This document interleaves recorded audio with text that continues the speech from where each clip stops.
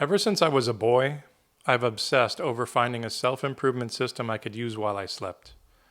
I mean, think about it. You spend roughly a third of your life sleeping. What if you could use some of that time to change yourself? I tried many things. I verbally repeated positive affirmations to myself before going to sleep. I listened to self-improvement recordings as I went to sleep. I listened to repeated positive affirmation recordings as I slept, but nothing seemed to work. At least not until I learned about a system during my hypnotherapy training called the mental bank. I think it's one of the most powerful systems ever developed for changing the subconscious mind. More importantly, it works while you sleep. Since graduating from hypnotherapy school and opening my own private practice in 2013, I've personalized my approach to hypnotherapy. I've changed, expanded upon, and found my own ways of explaining concepts I learned in school to improve their effectiveness. But I've never felt the need to adjust my approach to the mental bank.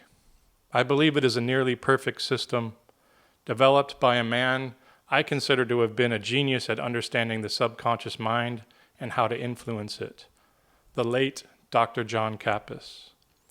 So in this video of the series, I'm going to explain what the mental bank is, why I believe it's so effective, and give you an overview of how the system works. I believe you'd agree that most people want to be successful. Usually, a person's idea of success includes making lots of money. So people work very hard to earn money. They believe that if they continue to work hard, eventually the money will come. But I don't believe that's true for most people, and let me explain why. I believe almost everyone has a mental financial ceiling they've created within their belief system. Maybe that financial ceiling was created by the amount of money their parents made, or the lifestyle they were brought up in. Maybe it was created by things they heard as a child. You have to work hard for money. Money doesn't come easy. Money is the root of all evil. But within almost everyone is a financial limit that person believes they are not allowed to go beyond. So how does this present itself?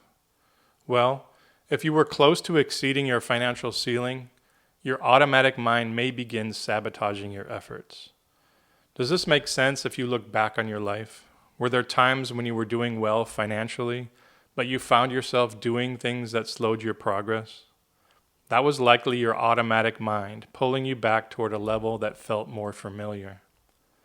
I think by now you likely understand why your automatic mind would do this.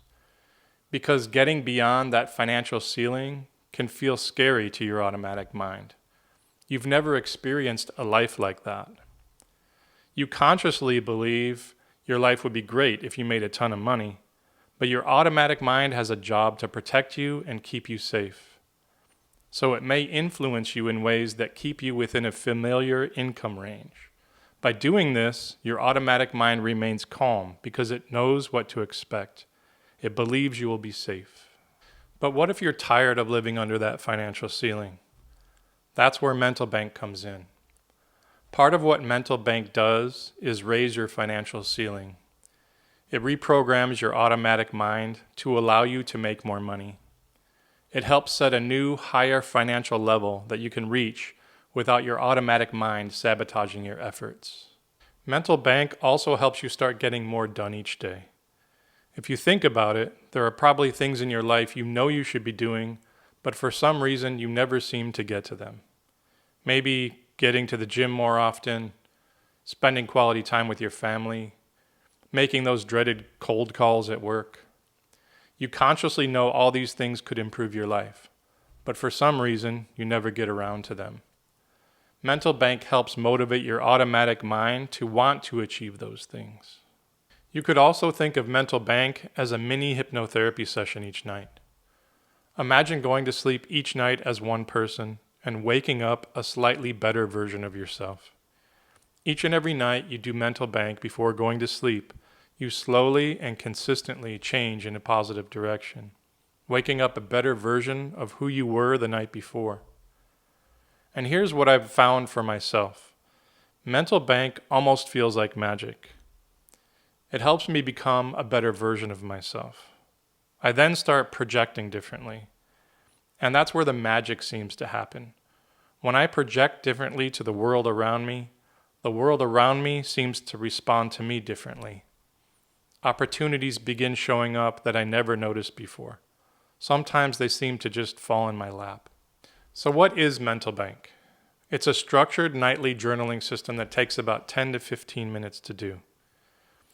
You do it within about 30 minutes of laying down to go to sleep. You're intentionally choosing some of the last information you give your mind before you go to sleep.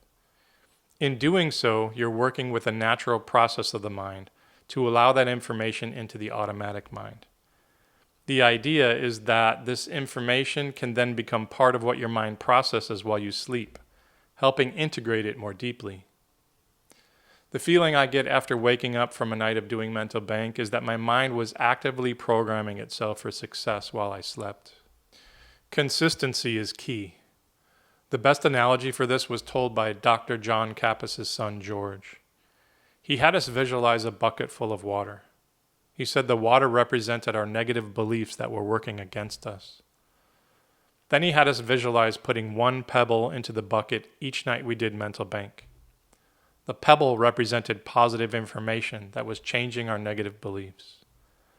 That one pebble doesn't make much of a difference. But after a while, night after night of adding pebbles, you look back into the bucket and all the water has been replaced by pebbles. The consistency of doing Mental Bank every night can make a dramatic change in you over time. And the important thing is that you change so slowly that your mind never gets uncomfortable with the changes. This helps prevent your mind from sabotaging your efforts. Before you begin doing Mental Bank, you assign yourself what are called value events. A value event is something you consciously know you should be doing each day. For example, if you're a real estate agent, maybe one of your value events would be making cold calls. After you have your list of value events, usually about 12 to 16 of them, you assign a dollar value to the time you spend doing those activities. Then each night you record the hours you spent on those activities and pay yourself for that work within your Mental Bank. Think of it as a simulated bank account that you keep track of in your journal. The money isn't real, but your mind doesn't realize this. You deliberately pay yourself more than you're used to being paid. This motivates your mind to want to perform these tasks each day because it wants to make that money. Each night you add what you earn to your Mental Bank balance. That balance gets bigger and bigger. So your mind starts seeing you getting paid well beyond what you're used to being paid. It sees this huge bank account accumulating.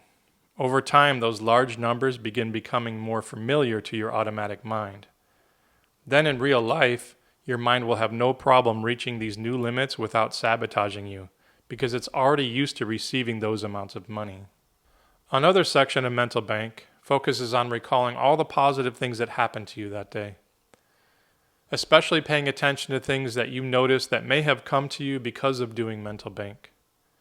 Maybe you noticed a job posting that seemed perfect for you and you applied for it and got the job. By recalling all the positive things that happened to you that day, you're reminding your mind of those positive things right before going to sleep. Dr. John Kappas would say, the last information in is the first to get processed while you sleep. Lastly, you write a few positive affirmations, statements about yourself you would like to be true. But you do this in cursive handwriting if you know how. In the Mental Bank system, cursive handwriting is used because it's viewed as an ideomotor response. The idea is that the movement involved in writing creates another pathway for that information to reach the automatic mind, and it helps bypass the gatekeeper. The positive affirmations can then be integrated into your mind as you sleep. As you may be able to see, Mental Bank isn't really about money. It's about using the symbol of money to motivate your automatic mind. The language of the automatic mind is symbols. The strongest symbol that motivates the mind is the dollar sign. You're teaching your mind to raise its financial ceiling because it believes it's already receiving higher amounts of money. And you're using other processes to bypass the gatekeeper so positive information can be integrated into your mind through the process of dreaming. This allows you to change slowly and consistently each night in a positive direction. until your bucket is full of pebbles. There is much more to mental bank than I can properly teach in a video like this. And because I believe the individual pieces of the system matter, I don't want to give you a shortened version and call it mental bank. So after this series, I'm planning to put together a YouTube course where I can show you the complete system step by step. I'll show you how to set it up, how the different parts work, and actually walk you through filling it out. That way, if you decide to use mental bank, you'll know how to use the complete system correctly. I hope you found this series helpful and that it's given you a different way to understand yourself and why you do some of the things that you do. More importantly, I hope you've come away realizing that the beliefs and patterns you've developed throughout your life don't have to define the rest of it. You learned many of the things that made you who you are today. And if something you learned is no longer working for you, you can learn something different. You have much more influence over who you become than you may have realized. I wish you success. Thank you for watching. Take care.